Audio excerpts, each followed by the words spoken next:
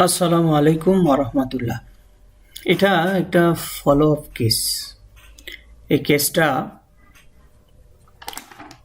গত 30/10/2022 মানে গত বছরে দেখেছিলাম। পেশেন্টের বয়স 27 বছর, ঢাকা যাত্রাবাড়ি থেকে দেখিয়েছিলেন।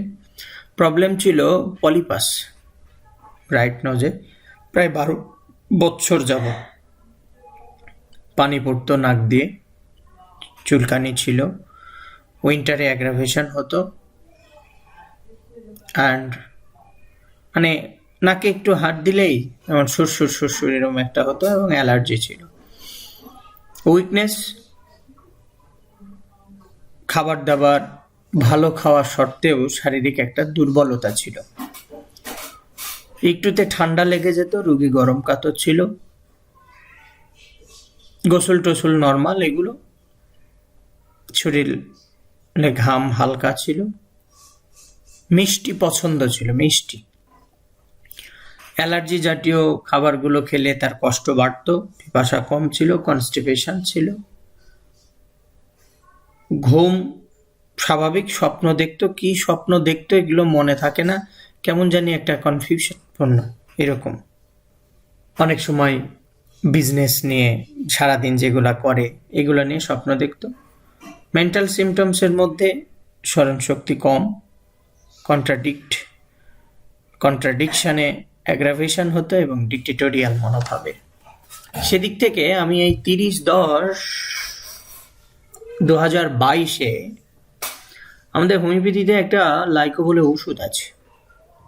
সে ওষুধের 0, 2, 3 এবং 4 রুগীকে খেতে দিই। আজকে 28/1/2023 এই রুগী আমাকে ফলো আপ দেখালেন। দেখেন, অনেকে বলেন যে হোমিওপ্যাথিতে অনেক খরচ, অনেক পয়সা। আমি ফি নিই 1000, ওষুধ দিই। দেখেন, এই 1000 টাকায় উনি আজ 10-30, তো 10টা ছেড়েই দেন, 11-12, আজ নতুন বছরের আবার 28 তারিখ, প্রায় গড়ে 3 মাস উনি ওষুধ খেলেন। খরচ কিন্তু 1000, আর ওষুধ কিনতে হয়তো ওনার 400-500 টাকা লেগেছে, বা 600 বা 1000 টাকা লেগেছে। 2000 টাকাতেই তার 3 মাসের চিকিৎসা হয়ে যাচ্ছে, এবং ফলো আপ কি দারুণ। এরপরেও অনেকে নাক সিটকে বলেন হোমিওপ্যাথিতে খরচ বেশি। না, কখনোই নয়। তবে হ্যাঁ, কিছু ডাক্তার হোমিওপ্যাথির লেবাসধারী যারা সাইনবোর্ড লাগিয়ে রোগীদের থেকে 5000, 7000, 10,000 করে পয়সা নিচ্ছে। মনে রাখবেন, ওগুলো সোজা চলিত ভাষায় বলতে গেলে ভণ্ডামি ছাড়া আর কিছুই নয়। তাই এগুলো ডাক্তারকে অ্যাভয়েড করে চলাটাই উচিত। আপনার 2 মাসের 3 মাসের ঔষধ সর্বোচ্চ 1500 থেকে 2000-এর মধ্যেই হয়ে যাবে, ডাক্তারের ফি সহ। হ্যাঁ, কিছু কিছু ঔষধ ব্যতিক্রম আছে, যেগুলো রেয়ার, পাওয়া যায় না, আনতেও অনেক পয়সা খরচ হয়, সেগুলোর ক্ষেত্রে একটু বেশি প্রয়োজন হয়। তো চলেন, এই রুগীটা কেমন আছে আমরা রোগীর মুখ থেকে সরাসরি শুনে নিই। বলেছিলেন সেই রকম কি আর পানি পড়ে? না না, সেরকম পানি পড়ে না। মানে 10%-এর মধ্যে কতটুকু কম বলবেন? 10%-এর মধ্যে স্যার একেবারে নাই বলা যায়, কিন্তু এই মাঝে মধ্যে একটু পড়ে আর কি। মাঝে মাঝে ডিস্টার্ব হচ্ছে আর কি, এই মাঝে মধ্যে ওটা একটু ঠান্ডা লেগে গেলে হয়। কিন্তু এছাড়া আগে যেরকম হয়তো কিছুক্ষণ পর পর বা হঠাৎ হয়ে যেত, এটা এখন আর হয় না।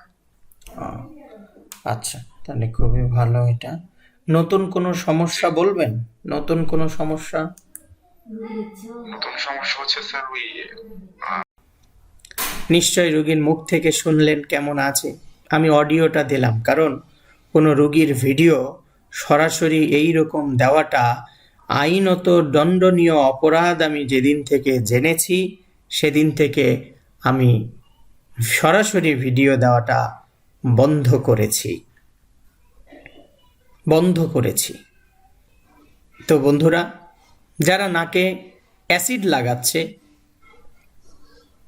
মলম লাগাচ্ছে, পুড়িয়ে দিচ্ছে। খুব সাবধান হবেন, তাদের কাছে কখনো যাবেন না, কারণ নাকের পলিপস থাকতে হবে, ওইটার অনেক কাজ। গলায় টনসিল কিছু কাজ করছে, হ্যাঁ, ইনফ্লামেটেড হলে কেটে ফেলতে হয়, 3rd 4th স্টেজে গেলে কেটে ফেলতে হয়। কিন্তু যদি ফার্স্ট স্টেজে একজন অভিজ্ঞ হোমিওপ্যাথি ডাক্তারের শরণাপন্ন হয়ে ডাক্তার যেগুলো পথ্য দেয় সেগুলো মেনে ওষুধ খেতে পারেন, ইনশাআল্লাহ এই রোগীগুলো যেমন করে ভালো হচ্ছে, প্রতিদিন ফলো আপ দিচ্ছি, এইভাবে সমস্ত রোগী ভালো হবে। তো আজকের এই কেসটায় পর্যন্তই, নেক্সট ফলো আপ কেস দেখাবো। এভাবেই আলহামদুলিল্লাহ আপনাদের দোয়ায় একবার দুবারের ওষুধেই রোগী বহুত ভালো আছে, ভালো হয়ে গেছে।